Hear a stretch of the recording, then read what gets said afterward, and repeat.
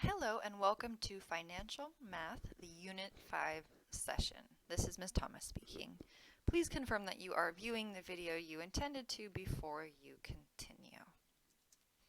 So this week we are going to talk about health insurance and about life insurance. Now you can see on this slide I have a ton of vocabulary prepared for brief review.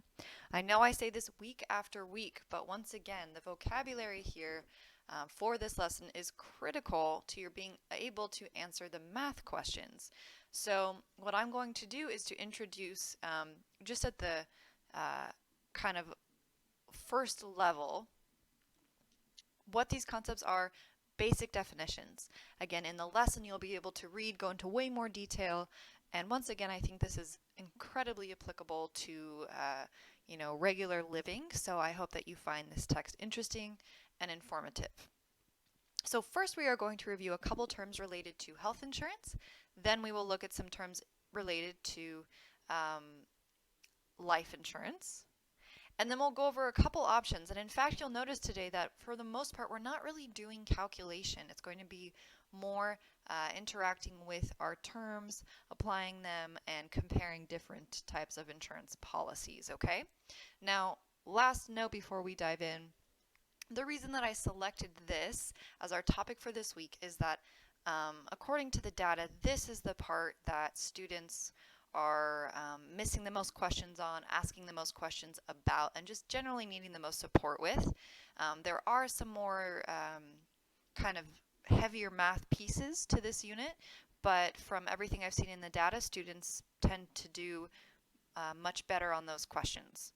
So although what we're going over is going to be less about math, it's still relevant to what you're doing in the lesson, and again, according to the data, kind of where students typically can benefit from the most help. So just in case you might be wondering why you won't be seeing a ton of math in this recording, that's why. Okay, that's enough. Let's dive in. So health insurance, a service in which an insurance company takes on the risk of a health emergency in exchange for predictable payments. So in other words, we as the people who are buying the insurance pay in these predictable payments called a premium. So we pay in these, it's usually monthly premiums, and in exchange the expectation is that when disaster strikes, when some expense happens, this health insurance company is going to cover it for us. And the idea is that, at least in the United States, these companies are making money in the long run because there are so many people buying in who really don't need extra services, right? We just have it as a precaution. That the money that they pay out when the health insurance is actually needed is still far less than what all of us are collectively paying in our premiums. And so in that way, these companies are able to profit from health insurance. So now a couple health insurance programs, just briefly here. There's the Veterans Health Administration. This is an agency that provides health care to U.S. veterans. It's often just referred to as the VA. There's Medicaid. This is a medical service designed for people who are financially unable to buy, whether it's state or private or federal care on their own. That's assistance for them. Medicare is another federal program, federally subsidized, and this is for individuals who receive Social Security. This is typically associated with an elderly population that will be on Medicare. So those components aren't going to come up so much in our lesson today. Instead, we'll be looking more at these terms. These are related expenses regarding health insurance. So a deductible. A deductible is some amount of money separate from that premium. Okay, so the premium is just some amount of money that someone is paying, let's say, for example, $100 a month. So let's say someone pays a monthly premium of $100. That's just for the privilege of coverage. Now the deductible is something different, and it's an amount of money that the person is still expected to pay out of pocket in the event of more costly medical procedures, whether this is just a surgery or some sort of invasive procedure that costs a lot of money, things of that nature that are going to rack up in the thousands of dollars. So deductibles tend to be in the thousands of dollars. After a person pays that much money out of pocket, typically a typical healthcare policy will say, okay, once you've paid that much money out of pocket, we'll take over. Either 100% of the cost if it's a good coverage, or sometimes, maybe 90, 80, or 70% of the costs above the deductible. Deductible renews each year, so it's not like a lifetime deductible. It's something every year that someone has to meet before insurance will sometimes kick in to relieve those bigger costs. A copayment, another type of fee we incur on top of our premium, is usually a small-ish fixed fee, usually anywhere from like $10 to $100, but usually lower, like 25-ish. And this could be something that someone has to pay upon visiting a doctor's office, or for prescription drugs and so forth. Coinsurance is the amount of insurance that is required to pay, and I'm going to actually leave it at that because coinsurance isn't going to be covered so much. Read more about coinsurance, co-payments, and these federal programs in the text of your lesson. Okay, now we come to life insurance, and we'll focus on just some key points here.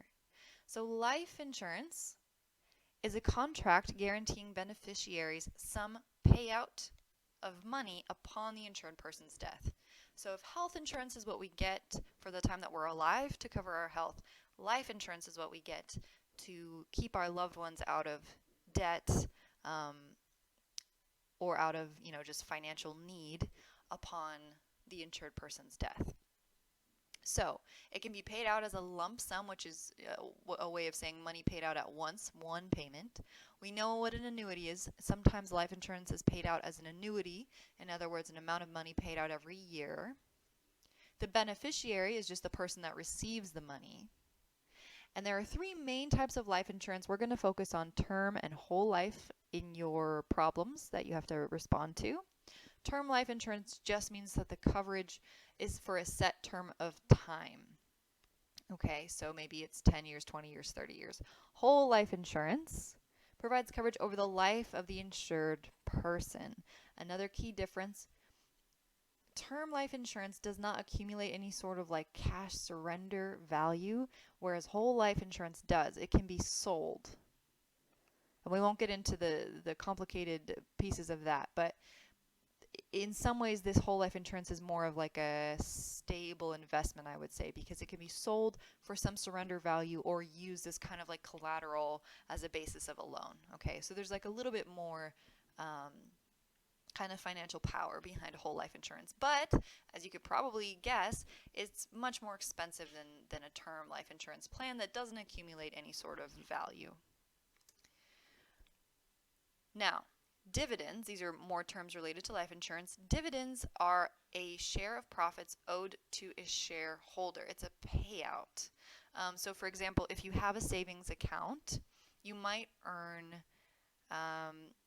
dividends on it every so often. And for most of us who have like a humble amount of money in their bank account, it's going to be a matter of a couple cents, a couple dollars, something like that. Now, when we talk about dividends, we're talking about a share of profits owed to a shareholder rather. So it relates to life insurance in that there may be some possibility of dividend payouts based on the person's life insurance policy. So dividends are a good thing in this case. A convertible term means that your term is capable of being changed. So there's some sort of flexibility in the life insurance plan, usually as relates to the length of the plan. So this is another good thing. We want to have flexibility and convertibility in a plan if it is available. So the next thing we're going to do is go over 3 examples with life insurance and then 3 examples with health insurance, and we're going to talk through comparing and contrasting multiple policies. You can see there are 4 in this example, and in each case we're going to look at the scenario, figure out which policy is best, and I'll give a little bit of an explanation as to why. This is just like the type of problem you'll see in your class. So I'm going to stop here. That'll be video 2. This week the passcode is 3 letters long. The first letter is D, as in dragon, and that's a capital D. As in dragon, that's the first letter of our passcode this week.